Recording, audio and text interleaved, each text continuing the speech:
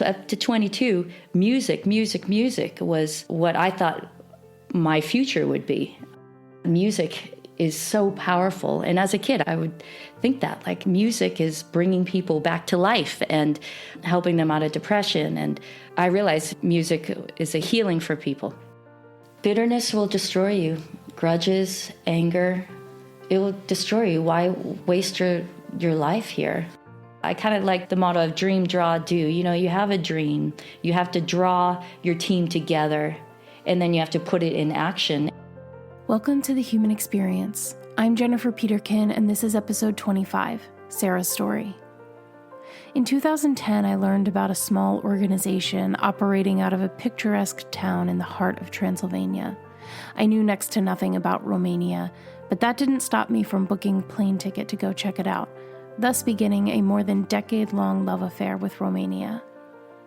Sarah isn't Romanian, but she has been living there for more than 20 years, and she is the president and co-founder of Firm Foundations Romania, the organization I had heard about all those years ago. Sarah has dreamed of being a musician since she was a little girl, growing up harmonizing with her mom and sisters. She has realized that dream, but the road to get there was full of twists and turns. Instead of being a full-time touring singer-songwriter, Sarah has merged her talent of music with her heart for the Roma children in Romania as she travels the world to share about what her organization, Firm Foundations Romania, is doing and how you can be a part of it. Her first song, Unwanted, is featured in this episode. All of Sarah's information, including links to her music, will be in the show notes, so be sure to check that out. And it's going to take me a little bit to warm up or relax a little bit, just because I was just in all focus mode of writing to dentists and stuff. But well, that's no problem because we have all the time. And if it bleeds into wine time, then even better. Right. Let's start with where you grew up. You've kind of hopped over a few different places. You started in Boston, you went to California, and now you've spent pretty much your entire adult life in Romania. Right. So, I mean, that's more than half of my life. Yeah. Jen. More than half of my life. That's a huge... I grew old here in the city. Oh, you're not old. Oh, you're sweet. You're not. It's like objective fact. You're not old. Okay. You didn't see my gray hair. No. I mean, we met back in 2010 when I came out to Romania for the first time, and we bonded instantly over our Italian ancestry. Yeah, my Italian sister. Yeah. You grew up in Boston. Your dad is Italian. Is your mom Italian at all? No, she's Irish. Okay. You know what? That Irish. seems to be a common pairing. Bostonian, Italian-Irish. It's a great combination. You should see my hands flailing in the wind right now as I talk. I love being Italian. Yeah. As you can tell, you know. And the Irish, I think it just gave me the more fairer skin. I don't know. Or it gave me my temper, but I know. No. Did I tell you that my great-great-great-great-grandfather, Stephen Hopkins, came over on the Mayflower? I technically am a DAR girl, daughter of the American Revolution. Wow. Yeah. Are you actually inducted? No, my aunts are. Okay. But I haven't. I should actually pursue that. That's pretty cool. So which side was that on? My mother's. Your mom's side. Okay. Yeah, my Italian side, they came through Ellis Island. Mm-hmm. So Crisafulli. Crisafulli means full of gold. There's some bench that is labeled Crisafulli in Sicily. And so, they came through Ellis Island. And there we go. The melting pot of Boston is all Europeans, right? Well, that's the East Coast for you too, right? Yeah. Especially the Northeast. Yeah. You grew up in Boston. When did you leave Boston? 1989. My family, they were ready to leave the East Coast, ready to leave Massachusetts. They were sick of the mosquitoes. I think I was 12, and it was very challenging for me to move. I didn't want to move. I grew up in a great public school. I had great friends. I loved my home, and it was a challenge for me to move. Hey, you have a big family, and you're the youngest. Yeah, a total of 7 sisters. And then while I was venturing here in Romania, my parents adopted my sister Claire, who's 16. So there's 8 sisters. But for a long time, because the difference between you and Claire is a lot of years. Yeah, many years. I mean, I still feel like I am still the baby, That's nobody's taken that spot. I'm the baby. Yeah. But no, I didn't really have the chance to get to know her as much as I wanted to because I've been living in Romania and they've trickled in and out of, visiting. But yeah, big family. And at a certain point, I'm not sure when, your parents got divorced. Yes. And is that why you left Boston, or did you leave Boston with your mom and dad still together? My parents, they got divorced when I was 2. Oh, wow. Yes. And both remarried soon after. And then it was in 1989. So like 10 years. Yeah, was it? Yeah, 10 years. Your dad still lives in Boston, right? Yeah, West Roxbury. My father, he remarried soon after to my stepmom. And so they're still living in the suburbs of Boston. And my mom remarried to my stepdad, who is now legally my father. He adopted us once I turned 18. Ah, okay. And that was in California. So you pretty much grew up having 4 parent figures since you can remember, because at 2 years old, I mean, you're not really cognizant of the fact that your parents are getting divorced. Right. Since we were under the age of 18, we had visitations with our father. It was considered more forced visitations from my mom's side. It wasn't a pretty thing. It was very challenging. I was too young to understand. Why did they split, and why did they not like each other, and why could I not have equal time with both sides? Yeah. I think internally it really troubled me, because I'm a peacemaker to this day. I don't hold grudges. I don't like unforgiveness. And I think life is too short. And I think holding grudges and a lack of forgiveness eats away at you. And so growing up as a kid, I just remember visiting my father with a social worker in a Boston court. And yeah, it was hard. It was hard for all my sisters, my mother, and my father, Tony. Yeah. And I felt like I had to choose sides about who I loved more. Sure. You know, at the time, you're so young. When did it become apparent to you that all of this had happened? Was it later into adulthood? I just remember my mom talking constantly about Tony, AKA, we called him You Know Who. Okay. My mom didn't want us to share his name. It was just too painful. So I just remember growing up saying, yeah, you know who.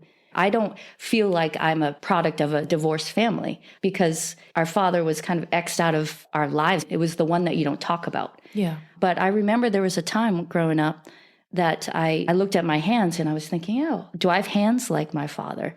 And why do I love sports so much? Why do I love, wearing baseball caps? And why didn't I want to become a police officer or a firefighter?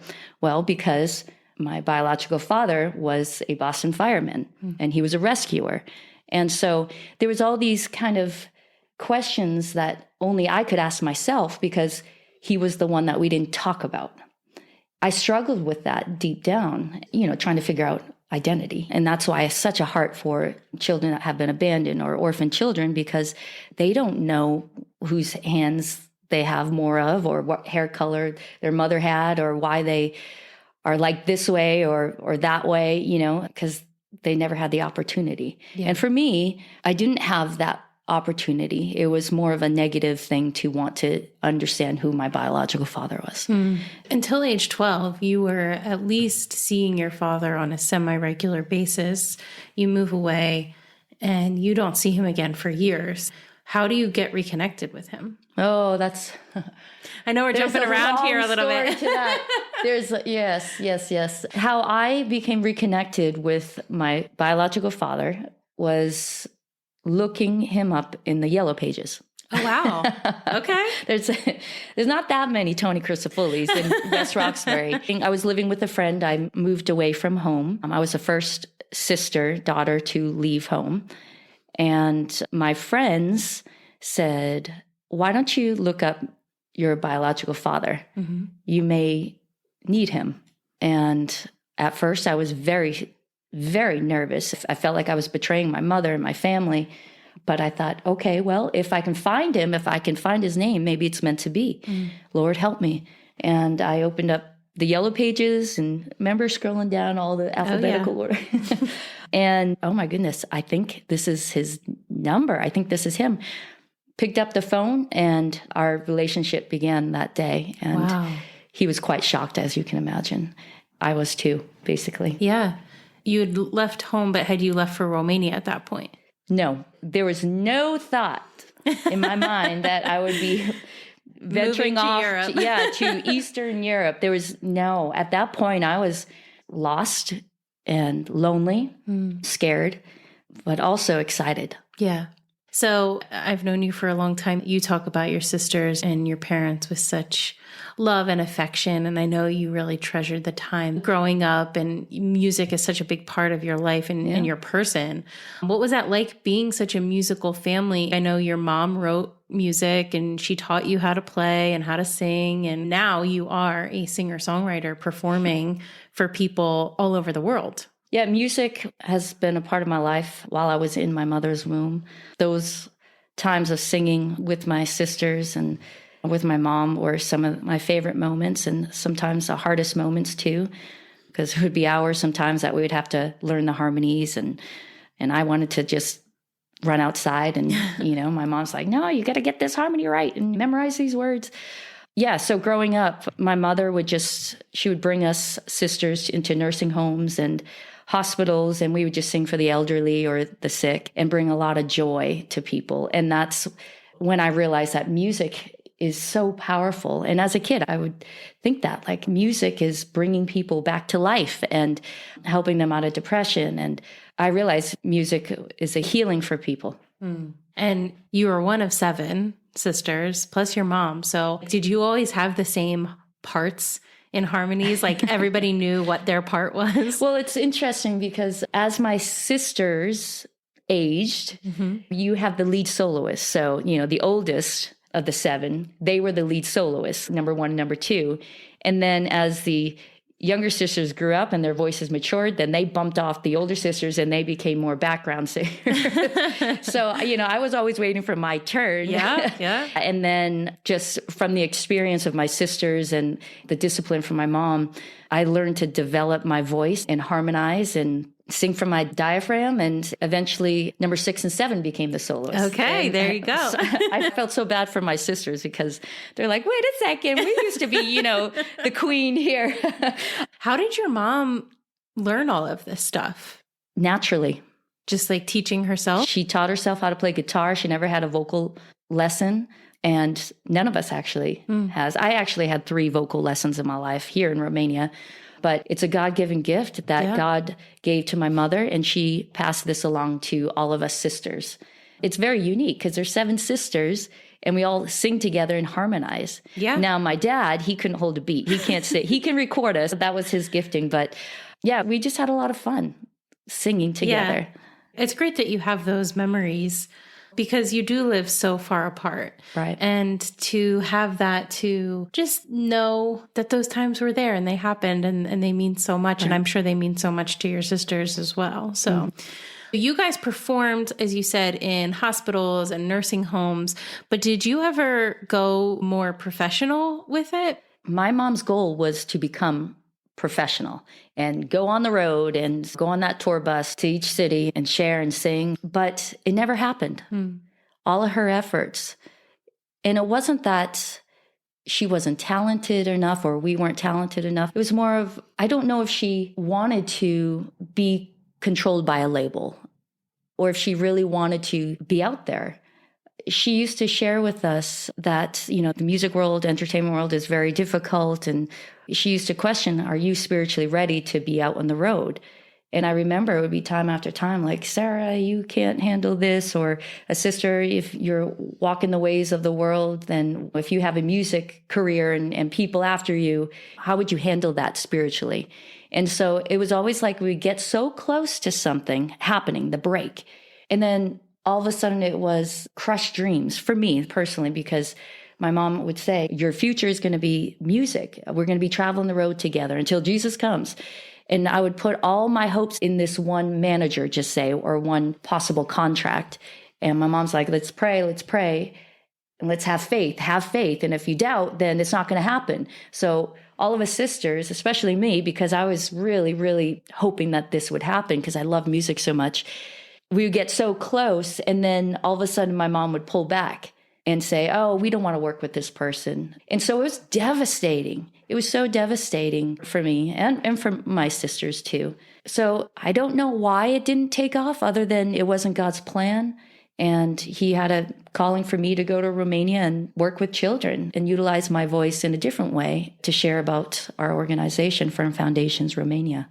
I'm glad it turned out this way because I know how difficult it is to be an entertainer these days, especially since the pandemic.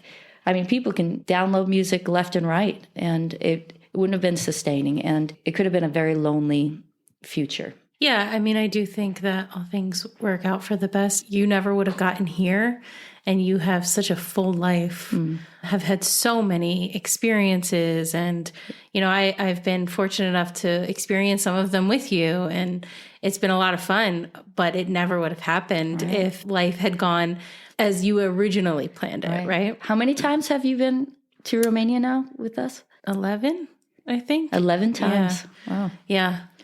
So Romania is part of you too, right? Oh, absolutely. I love Romania. Well, Romania loves you. Yeah, thank you.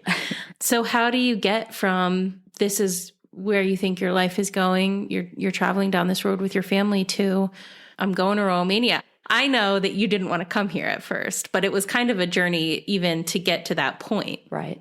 Well, the first step I had to take, first risk, if you want to say, faith risk, as I like to call it, was being obedient to the Lord to say, I will go. I will go places for you. And that first step was leaving my home, the comforts of my family in California. I was 22, and let me share with you, up to 22, music was what I thought my future would be and what my mom thought it would be for me. But I realized something's not right. And there's a lot more details that go into this, and this can be for another podcast. But I realized that my dreams were different than my mother's. And God has given me a gift of being straightforward and driven. And I always wanted to be like a Joan of Arc and Esther. I wanted to be like Corrie ten Boom out on the road. I wanted to take risks to help people. And I realized that living at home, I was not able to utilize my God-given gifts, especially my music. So I decided to move out. And this was very painful for my mom, my dad, my sisters, right down to them questioning my loyalty to them, my love to them. I loved them, but I just felt like something else was for me. And of course, that was Romania. So I also answered the calling from the Lord to go to a discipleship training school called Youth with a Mission, YWAM. And I moved out from my family. I was staying with some friends who became my advisors. And they said, Sarah, maybe you should consider YWAM. You love to travel, you love meeting new people, and you have a eager heart to learn more about the Lord and missions. And at first I said, no. I said, because religion, I don't want to push religion on people. And they said, no, it's not like this. It's not passing out tracts, pushing Jesus on people. It'll be an experience. You'll get to meet people around your age and travel, and just check out the website and pray about it. And I said, okay, I will.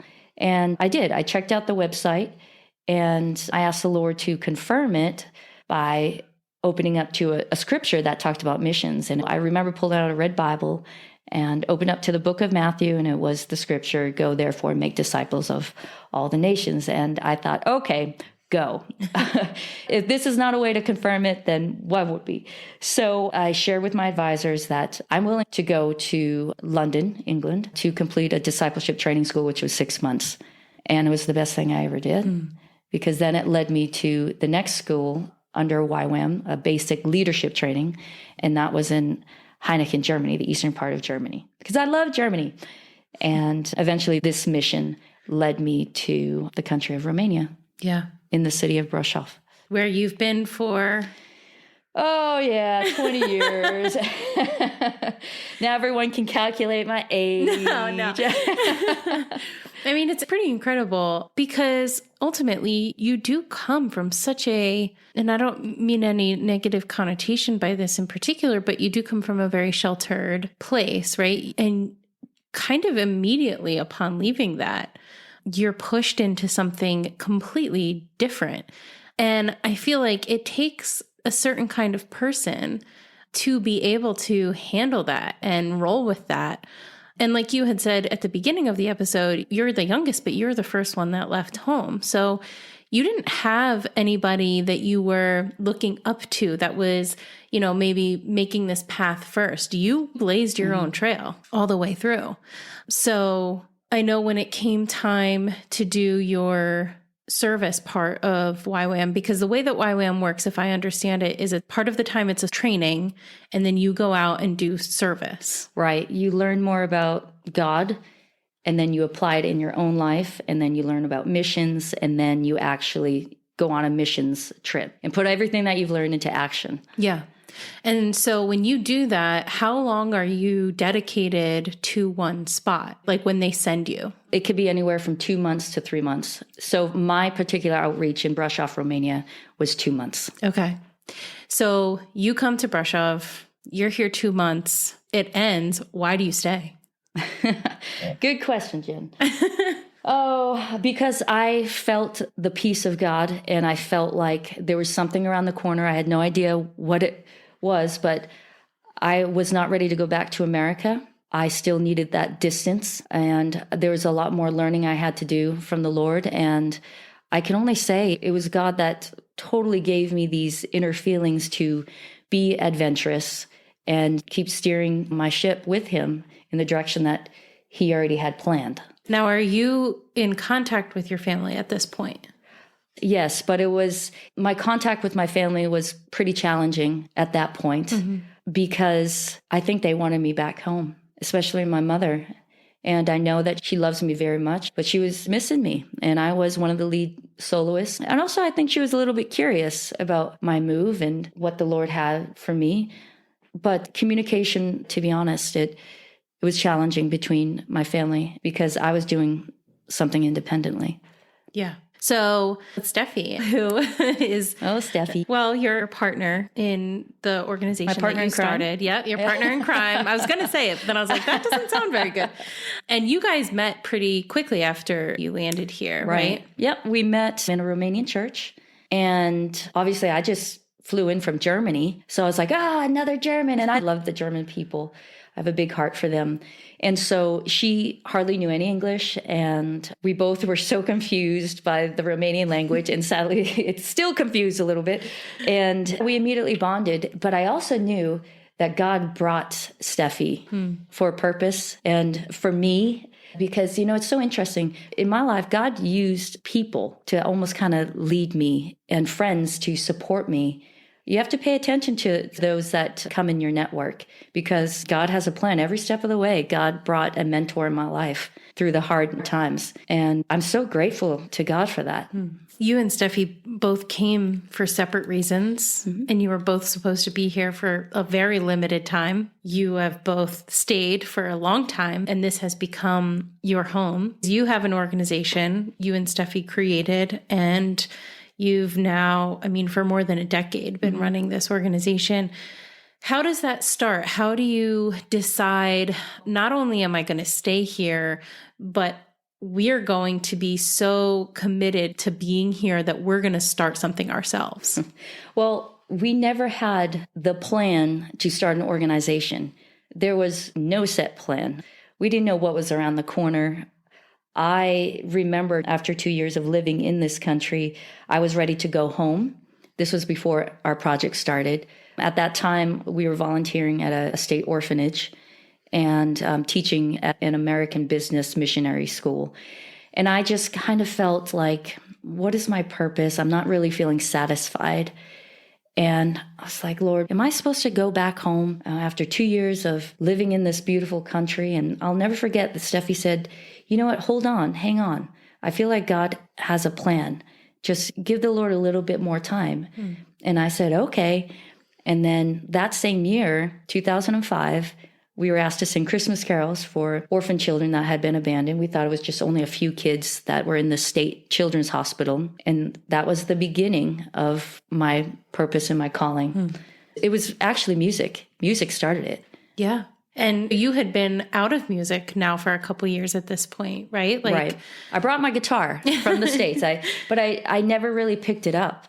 It was in that same year, 2005, while we were holding babies and children in an orphanage in the center of Brasov, There was a moment that a little boy named Mihai, he was about 3 years old, he ran after us to give us one last hug before he left his orphanage room. And Steffi wrote a poem called Unwanted. Unwanted, unloved,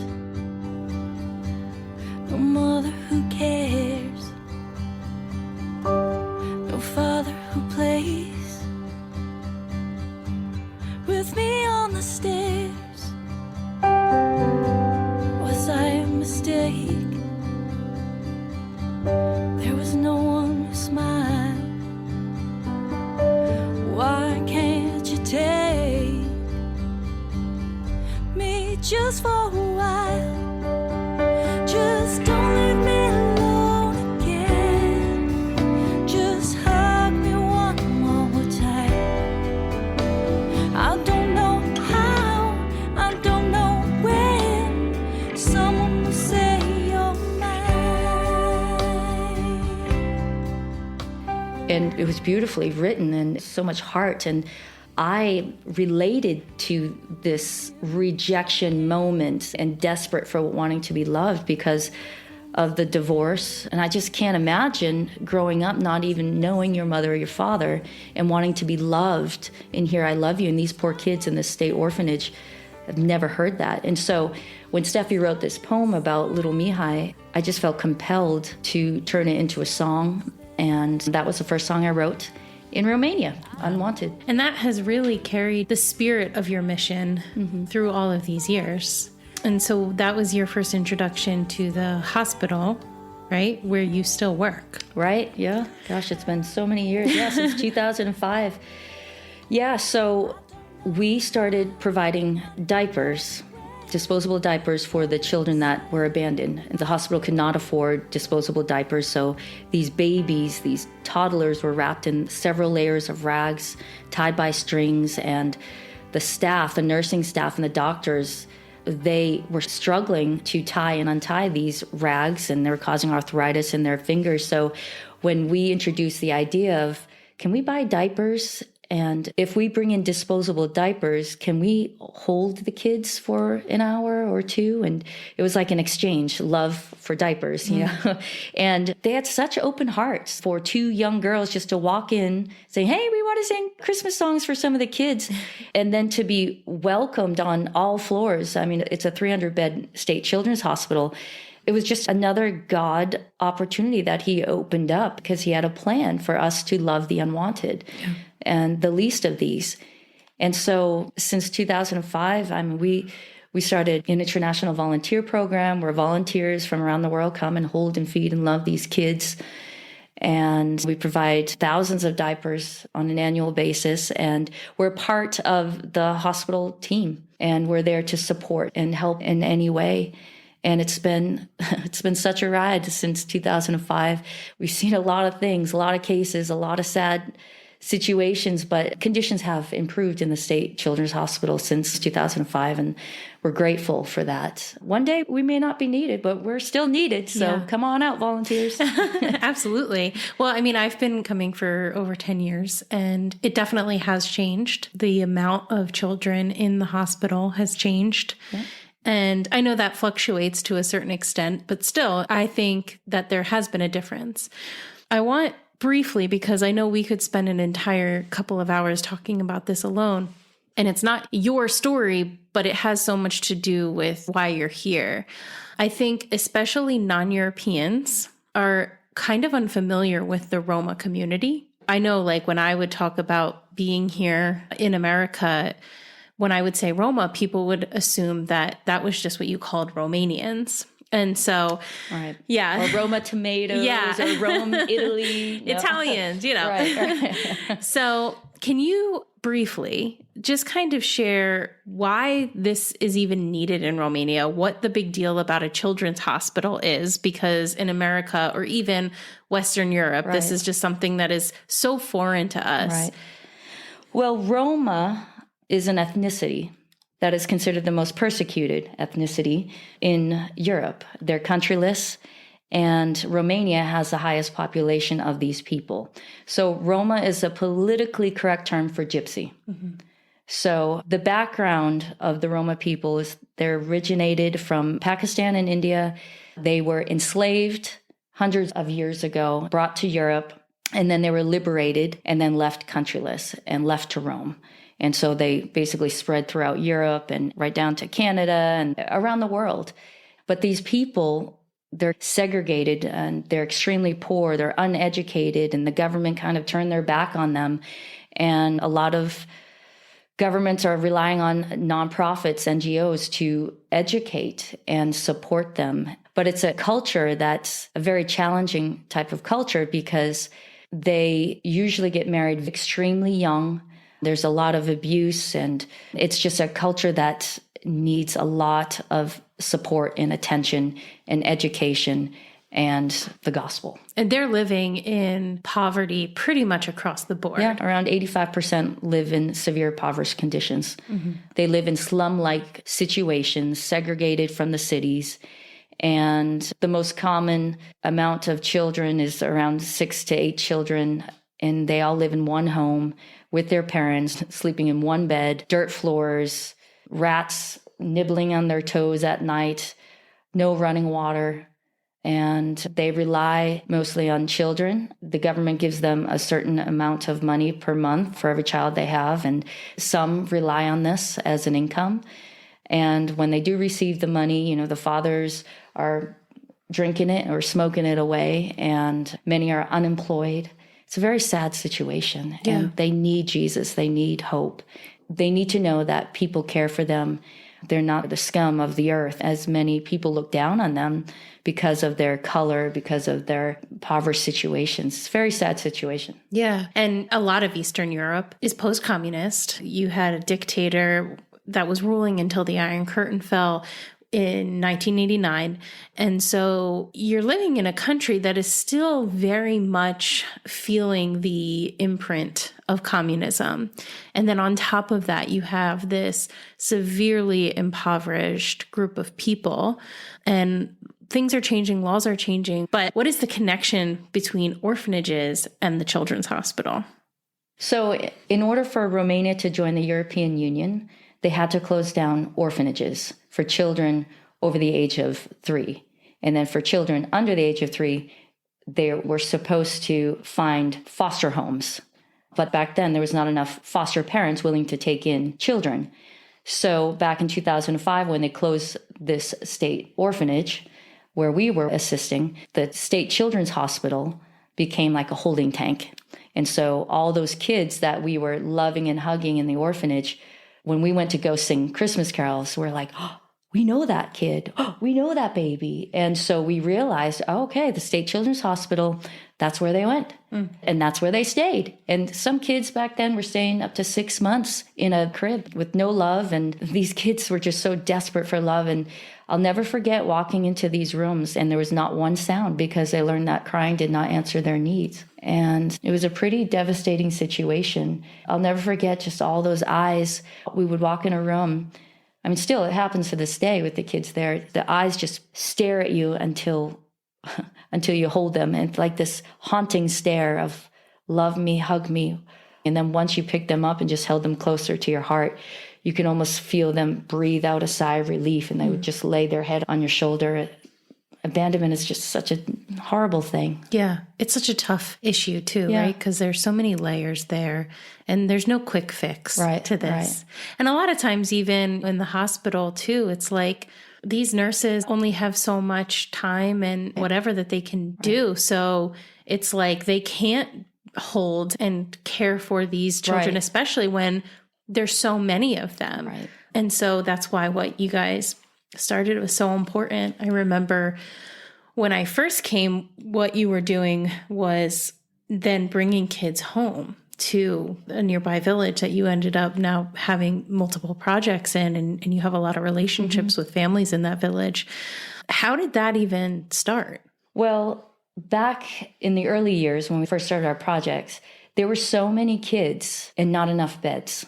And so once the child became healthy, then the doctors would say, basically, we need this bed, and ask the social worker, who we became friends with, if she would go with us to literally drive these babies in our car back home to their families in the village. So when I talk about abandonment or orphan, some children either are fully abandoned and they have to be adopted, or they are semi-abandoned, where they have parents, but the parents are so poor or they don't care that they basically just want to leave them. But legally, they have to be taken back and placed back in their homes. So a lot of those kids that were in the children's hospital, a lot of them had parents. And so the ones that had parents, we would drive them back to their families. And usually they were coming from this Roma village called Budila. It was about half hour away from the Brasov Children's Hospital.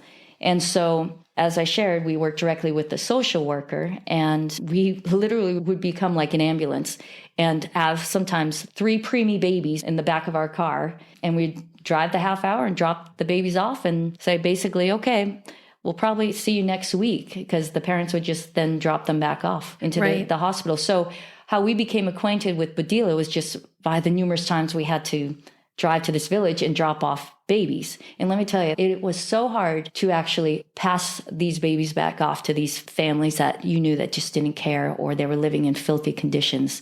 That was probably some of the harder times, harder moments for me in the earlier years. Yeah, because you would see a lot of the same children coming back in a week or two, a month or two later. In terrible conditions. You know, you pass them back healthy and they come back with dirt underneath their fingernails, you know, snotty noses, flea bites, diarrhea.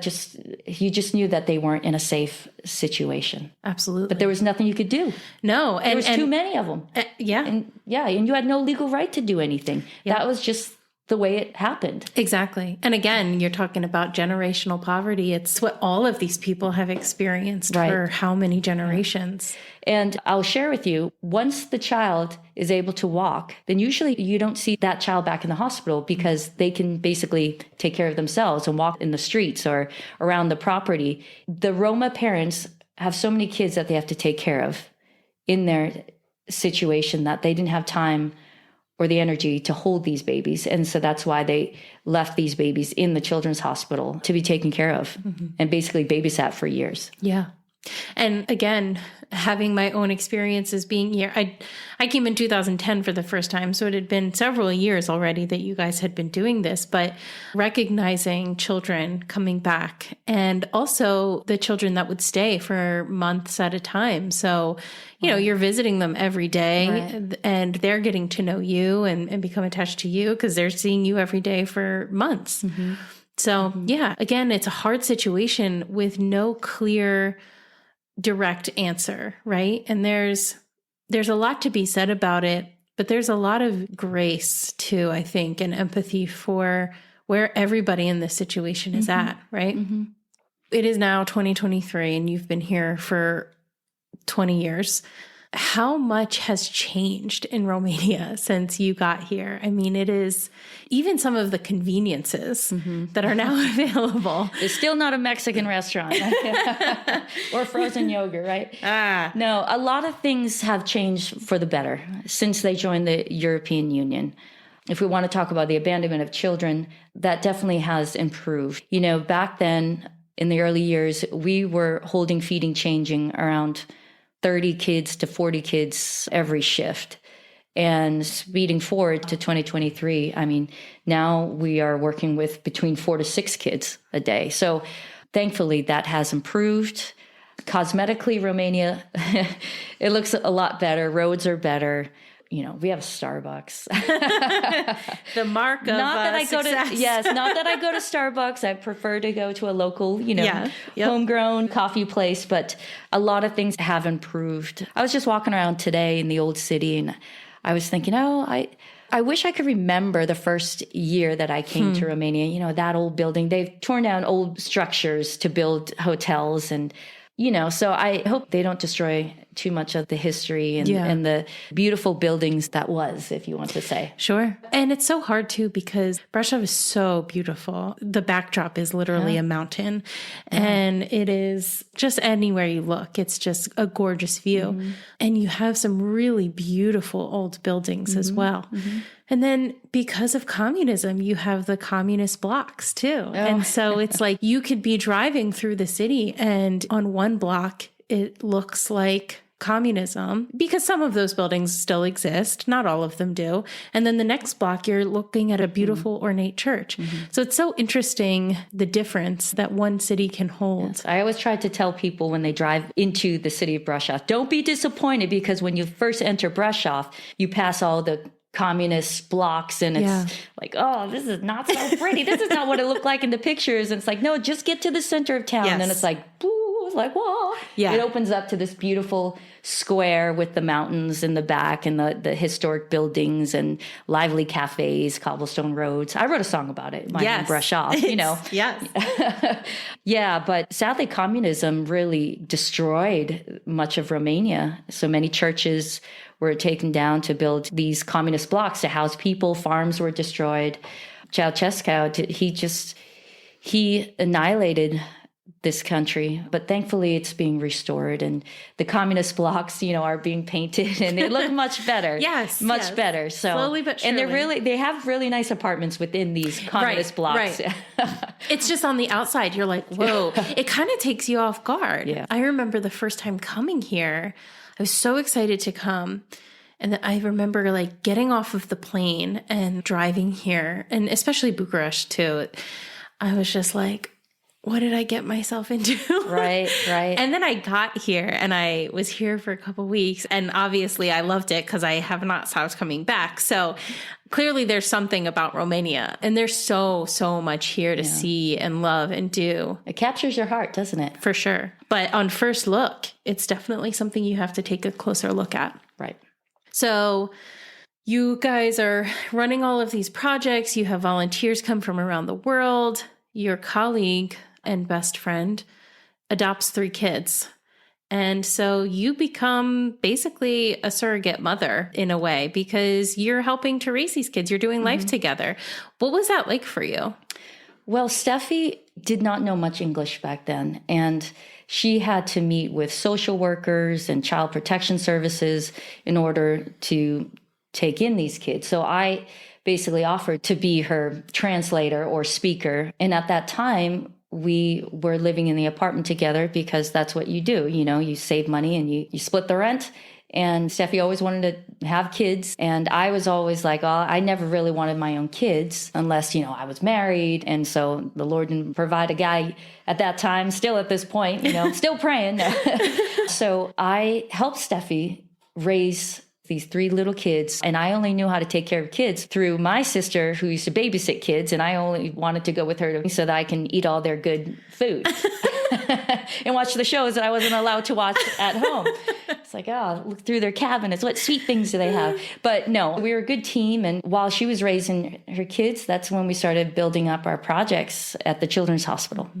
It takes a very special friend and person to not only be like, hey, I'm going to walk with you through this, but I'm going to take some of this responsibility because the reality is that you did life with those kids. You did life with Steffi. And again, I don't mean this in any bad way, but to have somebody else make a decision that basically affects the trajectory of your life, you're not tied to them the same way that she is. But because of your relationship with her, they're basically your family. They are your family. Yeah, I was missing family, and I basically built a family, if you want to say. And also, God used those kids to keep me in Romania. I never went back to America the first 5 years I was in Romania. I never had desire to go visit. And now I don't understand how I did that because I'm like, get me back to Walmart. But God, this is so cool because God subdued those desires to go back because he said, okay, Sarah, your focus is to help raise these 3 little innocent children and support Steffi and start an organization, Start Firm Foundations Romania. Little did I know that in order for me to obtain my residency in Romania, I couldn't leave no longer than an 80-day period within 5 years. And because I never went back home or never left the country of Romania, I was able to get my residency. This is like the golden ticket. There's so many people, so many Americans that just dream to have this residency card that I have because they left too many times. And if I did not get my residency, I would never have been able to become the president of an organization. So God has a perfect plan. God brought Steffi to Romania at the same time to bring my coworker, my teammate, and my best friend. And then he brought those children, he placed those children in front of Steffi and my heart as well, to build a family, to feel like I have a family, to keep me happy, that I'm helping to rescue kids and help support Steffi's dreams. And once again, he brought people into my life over and over to build this team. And it's just a kind of a neat thing to look back on. And I kind of like the motto of dream, draw, do. You know, you have a dream, you have to draw your team together, and then you have to put it in action. And that's basically how I co-built this organization and can say I live a successful life. I'm very content and satisfied with my life. Yeah. It is amazing how everything is like a puzzle. It all fits together. And it's not until you're getting closer to seeing the result, right, that you can actually look back and see, oh, that was the picture all along. That was what was going to happen all along. Right. Little did I know. Little did I know. Obviously, you guys have done so much over the years, and you have so many more projects, and we're going to link people to your website and to find out more about that. But years ago, you started back up with music. You know, you did Unwanted, but it's my understanding that it was still a while until you then really started a music career. Correct. It was in 2014. One of our advisors from Canada recognized that I have talent and I have a desire to write music and to record. And he basically gifted me an album, my first album, Vienna. And that started my music career and the way I also share about life experiences in Romania through music. And so recording that first album back in 2014 opened up so many opportunities and more opportunities to record more music. Yeah. So you write Unwanted. How do you get to, for lack of a better term, being discovered by your mentor in Canada? What are you doing with music until that point? Basically, just when we would present about our organization, I would bring my guitar and say, I wrote this song Unwanted. And then I would just kind of sprinkle in songs throughout sharing the story about Firm Foundations Romania. And many people said, oh, Sarah, you have a great voice, great tone. Go on American Idol, The Voice. And, you know, I would think about it, but then I thought, you know, that could change my direction. Yeah. And life is choices. I could have joined a band, a tour, a label in the States, but God said, Sarah, stay focused on FFR, on your mission in Romania. This is what I have for you, but utilize music to share the story and share the gospel. Yeah. And that's what I've been doing since my first album, 2014. I've recorded a total of 3 albums and 1 EP, and I'm actually about to release my 4th full album later on this year. And so music has basically opened up opportunities to sing in churches. It's also a way to leave a reminder with people about our organization, you know, because you can bring a CD or download my music or streamline my music anywhere. And it's a reminder about our mission and our heart for the unwanted here. And so I'm just trying to be as creative as I can to utilize music. And I also am a worship leader. And this is a way that I help people grow and deepen their lives in Christ. And I think as I've grown older, I really, really have a passion and a desire and feel the importance to share about the love of Christ. You have such a unique formula for what you do. And I didn't realize actually that you had been doing it for as long as you have with Unwanted and with other songs as well. But you have combined your music career with your organization and your purpose in your concerts and the tours that you go on. is to elevate people's awareness of Firm Foundations, Romania, and your work there. You know, your art is formed out of what you experience. And so many of your songs are about your life and your life here. So I guess just move through what it looks like to go on the road and to tour, what you do, how you fundraise, and how it's unique. Right. Well, a few years ago, Vienna Ministries became its own nonprofit. And so I utilized music to become like a megaphone for FFR, Firm Foundations Romania. It's obviously so natural for you to integrate music into what you're doing and your fundraising efforts. But that's not necessarily how most people fundraise, right? You know, your organization doesn't really have anything to do with music per se, but as a musician, you are using that talent to fundraise for your organization. Why is that so special? Why does that make such a difference and make you stand out? Right. Well, many churches ask me to lead the entire service, and that includes the worship, the special song, and the message, and the testimony. And it's an opportunity to inspire people in many different ways and hit them from all angles of the power of music and the power of story and the power of testimony and the ask to go or to be a part of something greater than who they are. And so I'm asked by volunteers that have come through our organization if I would like to share at their church. And then the pastor or the missions team says, well, can you actually share a special song?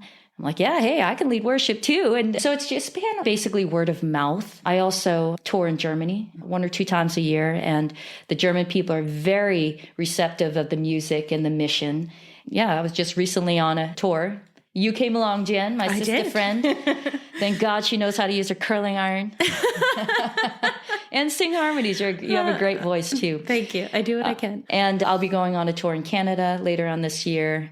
And how I share is not just through talking, it's through music, because music is one of the most powerful ways to share a message and move people's hearts. Yeah. So it's really just word of mouth and say, hey, I'm available. And then I go. Yeah. I mean, it's been really fun to watch your career and how it integrates with what you do. I've been fortunate enough to be a part of that for periods of time as well. Pockets of time. In 2015, I was your backup singer / Hairdresser. Hey, you know, you wear many hats. Very talented. At an Jen. NGO. Thank you. I do put that on my resume. No. Yeah, well, I try. And I just think to my time with you and how fun it was, but also just the experiences that I was able to have. So we did a USO in Germany. We did the BRN Music Festival in Germany. We did a Starbucks. We did Dresden. a Starbucks in Germany. Yeah. We did a TV show in Austin, a morning news show in Austin. We did Parliament in Romania. Yeah. Just all of these experiences that have been opened up to you and by proxy me, because I happened to be with you at the time. Just so cool and interesting. And it just makes you realize how important it is to leave yourself open to what could happen, right? To not be so set in your plan that you miss the doors that are open for you. I leave no stone unturned. A great reminder to those that are listening, always knock on the doors. You just never know. Mm-hmm. And be prepared that they'll shut, but be prepared for when they open, because you may miss an opportunity. And that's what I've done my whole life. I've knocked on doors, multiple doors, to see which one opens and which one feels right, how the green lights line up. When is there a red light? And that's like, okay, the Lord is saying, stop, don't go this way. Mm-hmm. And that's how I feel like I've managed my life and how I've come to this point. Yeah. And I'm living the dream that God has given me. And I've submitted all these plans to the Lord at his feet and said, Lord, help. If this is your way, then direct me. And here am I, send me, as Isaiah 6:8 says. And I'm also very grateful to God for the people that he used to help open up doors. I was interviewed by Dr. James Dobson on Family Talk Radio twice, and that has opened up great opportunities, meeting Dr. Ben Carson and his wife, Mike Pompeo, just wonderful Christian leaders that has also helped open up doors and opportunities for me and for FFR. Mm-hmm. On a little bit lighter note, what would you say is your favorite place that you've played? Just because it was cool. Because it was cool. Like it was Well, just, it had to be with you, someplace with you, right, Jen? Yeah, it has to be. Answer carefully. Right. Well, I would say it was at the Broadmoor Hotel at the Gathering weekend event hosted by Dr. James and Shirley Dobson. And they asked me to sing at private lunches that they would hold during this 3-day conference for people like Mike Pompeo, Dr. Ben Carson, and other great leaders. And I was just thinking, Lord, here's little old me, just going through Youth with a Mission and co-founder of a nonprofit in an Eastern European country. And I'm singing for leaders, great leaders. And so I think for me, that was a personal moment. Yeah. The coolest moment also was when I was singing the song I wrote, My Home Brasov, in the city center of Brasov, Romania. Yeah. That was so cool to look out at all those Romanian faces singing the song I wrote about the city I love. And I was like, Lord, thank you. To sing in the city center square was always on my bucket list. And it happened. That's amazing. I do love that song. It always makes me cry a little bit. But what a life that you have led, and you still have so much life to live. You talked about when you first came to Romania, you didn't leave for a long time. And now you are doing something a little bit different where you're kind of splitting your time between Romania and the United States. So how does that work for you? And what does the next season look like for you? Well, my job has changed over the years as we grow and new people have come, and I have become the face of FFR and the messenger. And a messenger needs to go out and share the message. And my job is to just be in front of people worldwide and share the message, share the needs of our organization, and share the message of hope and love from Jesus Christ. And so I've always had a dream to live half of my time in Europe and half in the States. And that's kind of happened, not consecutively 6 months, but about every couple of months, I'm off someplace out of Romania. But, when I'm in America, I miss Romania. And when I'm in Romania, I sometimes miss America. Not as much anymore. America has changed for me. But yeah, so basically I just plan out my year in advance and say, Lord, I want to plant some seeds in this part of the world or in this state and knock on doors and see what opens up. And it's working for you. Yeah, it's great. I have the best of both worlds, really. And I love to travel. I've never been married. I don't have my own kids. That was a choice, really, for me as far as kids, because I knew I wouldn't be able to do my job if I had kids that needed me to be home with them. Sure. But I have numerous kids here in Romania, and Steffi's kids, I'm like their auntie. And so I feel like I raise kids and then before they went to go to college, I'm like, bye, so, no, just kidding. I got out of it easy. No, just kidding. Yeah. So I'm always looking for opportunities to share and speak. Yeah. So if there's opportunities, let me know. Yeah. Do you feel like it was a sacrifice that you had to choose between a quote unquote normal life and this life? Or did you kind of just get here and realize this is where I am? I definitely know I don't lead a normal life. And I would want that. Yeah. My sisters, they just wanted to get married and have kids and, that white picket fence sort of thing. I knew I wanted an adventurous life. And if that meant not getting married or not having kids, then that would be my choice. A lifestyle is a choice. And I'm very grateful for the experiences I've had and what will come. There are some down parts, though, of not living a normal life. And I kind of consider my life like a military choice. You know that you won't see your family or your friends so often because you're stationed in a different part of the world. And sadly, for my family, they had to feel those consequences or go through those choices with me. But I wouldn't trade it any other way. Yeah. FFR is my baby. FFR, my coworkers, my colleagues are like my family. And I think that's uniqueness about our organization is we have each other's backs and we have the same mission and the same calling. And we love each other, meaning we accept each other's weaknesses and support each other's strengths. And that's what this FFR team is all about and why I feel so comfortable here. So whatever God has for me around the corner, I'm open, I'm willing. I don't know what that is, but I'm ready. Yeah. I'm ready. I haven't lost my energy yet. So. No, you have plenty of energy to spare, I think, too. You see my treadmill. I do see your show.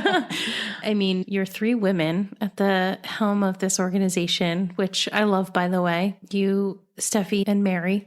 And you are family. You guys are each other's family. And because you have all made this decision and you've all made sacrifices to be here. And in doing that, you've built something really beautiful. And you have your family that is in the States. But because of the life you live, you have family and friends all over the world, too. So that's right. How fortunate. It's such a blessing. Yeah. I have a worldwide family, and I've met so many incredible people and have been inspired by their stories and in awe of the time that they've offered and the finances to come out and support these kids and support FFR. There's some good people in this world. So you travel the world, but your home is still Romania. Why? Why have you built your home here? When you started, everything kind of fell into place here. You're now at a point where you're going back and forth. Steffi's kids have grown up. So much has changed. So much continues to change. Your role has changed. Why is this still the place that you feel most at home? Well, it's been 20 years. Doesn't that merit me to saying this is my home, right? Well, yes. How many years does it take? No. I really don't feel like I have a home in America. I don't know where home is there. And I'm a little bit lost there. Of course, I have my family. All of my sisters, except the oldest sister, they still live at home with my parents. They moved from California to Pennsylvania and now living in Virginia. And with my family, it's still a little bit of a challenge for them to accept my choices. And it's a little complex, but spiritually, I had to make an independent choice with the Lord to stay in Romania and connect with certain people. And I think that was a little bit hard for my family, especially my mother, to leave her kind of shepherding, if you want to say, because they have a home church. So I had to basically cut that umbilical cord from my mother, who I just adore and love so much. But I had to become kind of spiritually free in order to develop my own personal relationship with the Lord and trust in Him as my Heavenly Father. And so when I go back home, sometimes it's challenging because I don't always necessarily feel home. Yeah. But Brasov, Romania, it's my home. It's where I became a woman, where I became a leader, where I got my online degree through Liberty University. I've grown here. Yeah, you came into yourself here. Mm-hmm. And that's true. I mean, basically your entire adult life has been spent here. And so that alone does merit you calling it home. But knowing how much you love your family and how far away that you live from them, I think it's important sometimes to address that as human beings, we live in tension a lot of the time, that multiple things can be true, right? And so you can wish to be near your family and also not be able to make that happen. And living with that tension is difficult. And so as somebody that gets up on stage and talks about your organization and what you're doing and what you're accomplishing, but is there part of you that just feels exhausted by the tension of it? I think the hardest part about being on stage is that I can't share about certain areas of my life because, first of all, that's not the focus of why people are coming, and there's not the time, and it's not my time to be vulnerable. Romania means so much to me because it developed me as a person, it developed me as a leader, but it also has allowed me to become the person that I truly am, where sometimes I felt like I had to be somebody else. And oftentimes I have to be a strong leader. I'm the leader of an organization where I'm really a soft-hearted mama's girl that is heartbroken sometimes because I miss my family and I wish they would understand me more. Yeah. But yeah, that's a challenge about being an entertainer and a spokesperson is that, you always have to be strong and know what you're doing and you know what you're going to do in the next 5 years and my long-term plan and succession plans. But to be honest, I don't know what God has for me. But my main goal right now is just to take it day to day and make sure our organization's heading in the right direction and that I have no unforgiveness towards people and that people know that I love and care for them and that yeah, that every day I can share the gospel with anybody that would listen. I think it's interesting that you have this specific tension with your family sometimes where you'll go periods without being in contact with each other. And there is a grudge held for one reason or the other, whatever happens. But you have placed such an emphasis on not letting that be a part of your heart and not letting bitterness take root. How did you get that when so much of what you've experienced within your own personal situation has been the opposite of that? You know, a lot of people say, Sarah, what you've kind of gone through with your family and religion, you know, a lot of people would have just walked away from God and said, I've had enough. But actually, it has brought me closer to him and more eager to figure out his will for my life. I knew as a kid that I was called and chosen, and I knew God was real by the experiences that I felt after praying or quoting a Bible verse. I could just feel the Holy Spirit. I know the truth that God is real and that I need him in my life. And without him, I don't know where I would be without his protection or without my faith. So I think I'm a realist, and I realized I need him. And to do this work, I need the Lord and I need his protection. And so I never doubted the Lord in my life and my journey after leaving my family. And I believe that I never became bitter at the Lord because of the truth spoken into my life through the people that surrounded me, that I trusted. And I think it was God's protection over me and me being willing to accept the hard times and willing to fight against the darkness and keeping truth number one in my life. Yeah, I mean, I do think it's really amazing knowing you as I do as your friend, the capacity you have for people when that has not always been shown to you by some people that are really close to you. So I do think it's incredible that you have such an open heart when you've not been necessarily shown that yourself. And of course, you do have people in your life whose outpouring of love over you has been marked. But I know you haven't always received that welcoming or that love in an unconditional way. But to see you turn around and to not let yourself be bitter towards anybody is just a really incredible thing. Well, thank you. With my family, I just want to be accepted for the choices that I've made. And it's complicated. It sounds complicated. Like, why wouldn't they be happy for everything you've built and helping people? But it's complicated because, let's just say it's complicated. You can absolutely because then leave I it at that. could go into my mother, because my mother is complicated. Yeah, because as I'm talking, I'm thinking, why wouldn't my family accept me? Like, it's complicated for me. Like, it sounds stupid. I can't, even if I share it, it's stupid. Why wouldn't my mother accept and be proud of me? Yeah, And there's no that's reason. something that I really struggle with because I love my mother so much. As a kid, I adored her. I looked up to her. I just wanted to be hugged and kissed by her. So it was really hard to leave her. And she made it clear that it was hard for her and it was wrong. And, she questioned my loyalty to her. And I'll never forget, she said, Sarah, you don't know how to love. And I was like, maybe I don't know how to love. I found true love in Romania. And I think that's what it all comes down to is love. Like, you have love the people. I know how to love. My love was questioned by my family that I'm disloyal because I left home to figure out my calling and I wasn't under my mom's authority anymore. And that hurt her.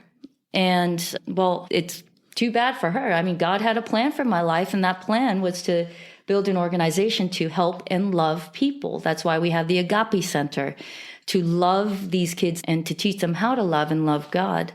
So it hurts me deeply to think that my family doesn't think that I care or love them for the choices I've made. And I feel sorry for them because I do know they love me and they know I love them, but it's a complex situation where, this is what Satan loves to do, is to bring rifts in between family and loved ones and destroy people and destroy good works. And I feel like sometimes throughout my years of building this organization, like walking on a balance beam and someone just, throwing tomatoes at me to try to knock me off. And that's what Satan loves to do. And sadly, I felt that threat from my family to be pushed off, but it never happened. I was supported by God through the people around me. I've found the people and kept them close, the people that I trust to help me through the hard times, the Marys, the Steffies, the Jens, just the people in California that first introduced me to YWAM. They're still my advisors. So God has honored me through providing people to love me and fill in that gap that I've had with my family since the day I left on July 4th, 2000, the day of liberation. I did find that freedom eventually. It took a while, but I have that freedom in Christ and freedom to be who I am. Yeah. Life is complicated. Yeah. You say that again, Jen. People are complicated. Yeah. Life is complicated.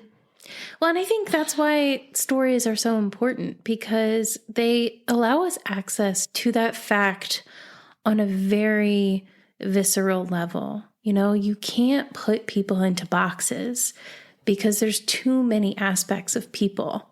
And if you put somebody in a category and pin them to that, then you lose the ability to extend grace. You lose the ability to find common ground, right? And, something that as your friend, sometimes it's hard to watch, but I also admire about you is that you leave yourself so open for the possibility, right? You are always open to reconciliation and to moving forward. And as somebody that cares about you, sometimes I'm like, just shut the door, just shut the door. But I understand. Bitterness will destroy you. Grudges, anger, it will destroy you. Why waste your life here? And why not trust the Lord? And He knows the truth of the situation and He'll get you through. That's what I've recognized over the years. And I appreciate the support and the compassion from friends like you. I'm just so thankful that I'm loved. And also I'm thankful for music. I think music has been my outlet. Writing songs on my guitar, all those emotions, are through the strumming and the picking that I do and the songwriting. And it's a God-given gift, the voice that He has given me. And without music, I don't know where I'd be. I mean, I miss playing my guitar the day I don't play it. So He has given me that gift to also support me in my life and through the sadnesses that I have and the joys. So I'm just thankful. I'm thankful. Yeah. So what's next? What do you hope for the future? Oh, go to Disneyland? No, just kidding. Hawaii? What's next? That's a good question. I don't know what the Lord has for me. Maybe there's a special man that will come along. Maybe it's marriage. Maybe it's more music, more touring. Maybe it's a whole new project here in Romania to support the kids and dive deeper. Maybe it's a business as missions that we can provide jobs. Oh, I have a lot. I have a lot of dreams. Yeah, maybe it's heaven. You just never know. I'm ready to go to heaven. I know there's still more work to be done, but yeah, I guess what's next is how can I honor my Lord and Savior, and what can I do to bring more people to the love of Christ? I guess that's what's next. What's next is an open road. All right. Well, the question that I end with is, through the lens of your experience, what does it mean to live with compassion? For me, it's placing myself in other people's shoes and feeling their emotions, being right there with them through what they're going through, and having the compassion the way Jesus would have compassion for someone. That's great. Thank you so much for listening to The Human Experience. If you enjoyed this episode and you'd like to help support the podcast, please subscribe, share it with others, and leave a rating and review on your favorite platform. Everyone has a story, and I'd love to hear yours, so be sure to check out the show notes for more information about how to stay in touch. Do good and take care.